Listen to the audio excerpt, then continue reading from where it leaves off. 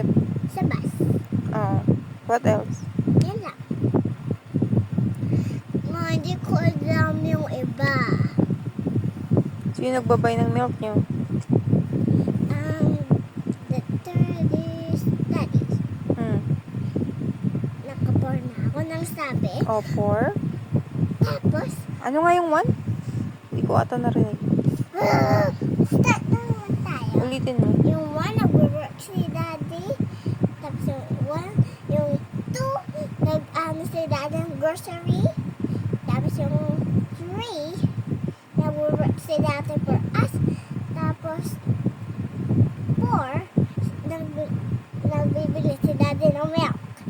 And 5 is nagbili siya ng tita ni Riley. Teeter. That's the one with Daddy work. Working hard for us. No? Do you think you can look so here? Ano pa de? Yun lang, hindi ko alam yung iba. Ano ko pa? Sino nagpi-fix ng thing sa house?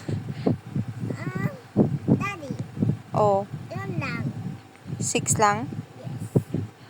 Oh, what can you say about Daddy? I'm gonna say thank you, Daddy. Love you.